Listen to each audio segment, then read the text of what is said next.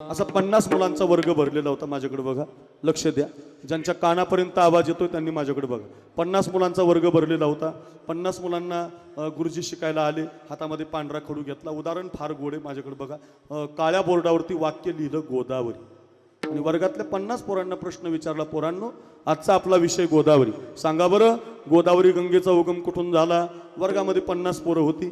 एकालाही त्याचं उत्तर देता येणार, कारण कोणी गणितात हुशार, कोणी इंग्लिशमध्ये हुशार, कोणी सायन्समध्ये हुशार.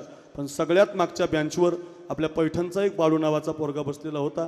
गणितात नापास, इंग्लिशमध्ये नापास, त्याला काही येत नव्हतं. तो आमच्या गुरुवारी महाराजांकडे शिकायला होता, त्यामुळे त्याला आजचं उत्तर माहिती होतं. त्यानं हात वर केला, गुरुजी मी सांगू? गुरुजीला आनंद झाला, बुवा कधीच उत्तर न देणार बाळ्या, आज कसं काय उत्तर द्यायला लागलं? सांग म्हटले. बाळ्या बेंचवर उभा राहिला. पहिल्यांदा चान्स आल्यामुळं बेंचवर उभा राहिला. गुरुजीने त्याला थाटात विचारलं, बाळू गोदावरी गंगेचा उगम कुठून झाला? बाळू म्हटला, गुरुजी नाशिक नावाचा जिल्हा आहे. नाशिक जिल्ह्यामध्ये त्र्यंबकेश्वर नावाचा तालुका आहे. त्र्यंबकेश्वर तालुक्याला ब्रह्मगिरी नावाचा पर्वत आहे, आणि ब्रह्मगिरी पर्वतावरून गोदावरी गंगेचा उगम झाला. शाबास बाळू, वा रे वा बाळू, क्या बात है बाळू. सांग म्हटले, गंगा पुढं कुठं गेली? गुरुजी साधा नव्हता, पक्क करून घेणारा होता. पूर्वीचे गुरुजी पक्क करून घ्यायचे. पुढं कुठं गेली?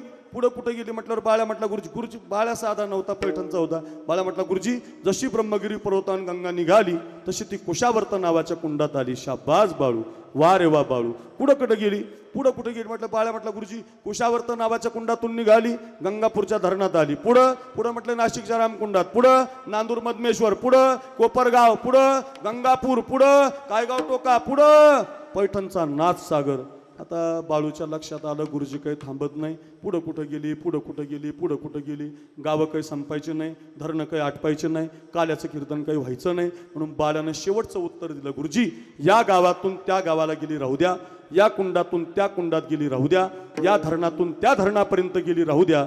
जशी पैठणच्या नाथसागरातून गंगा निघाली, संभाजीनगर जिल्हा, जालना जिल्हा, बीड जिल्हा, खाली परभणी जिल्हा, त्याच्या पलीकडे नांदेड जिल्हा, त्याच्या पलीकडे श्री क्षेत्र बासर नावाचं तीर्थक्षेत्र लागलं.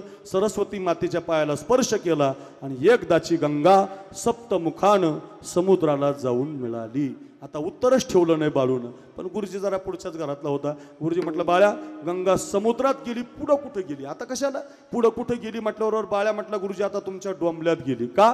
गंगेचा प्रवाह समुद्रापर्यंत आहे. पुन्हा ऐका, गंगा एकदा सागराला मिळाली, तिचं जीवन जसं परिपूर्ण आहे तसं काल्याचं कीर्तन झालं, सप्ताह परिपूर्ण आहे. पहिल्या प्रश्नाचं उत्तर आहे, काला का करायचा?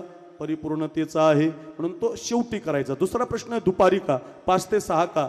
सूर्य मावळायच्या आधी का? तर त्याचं कारण आहे, काला दुपारी भगवान परमात्म्यानं यमुनेच्या काठावर जो गोपाळांना दिला, ज्ञानोबारायांनी जो चंद्रभागेच्या वाळवंटात संतांना दिला, तो दुपारी दिला. आणि त्याची दुपारची प्रतिकात्मक बुद्धी वारकरी संप्रदायानं वापरली, आणि म्हणून आपल्याकडे काला दुपारी केला जातो. चला, अतिशय महत्वाचा तिसरा प्रश्न आहे,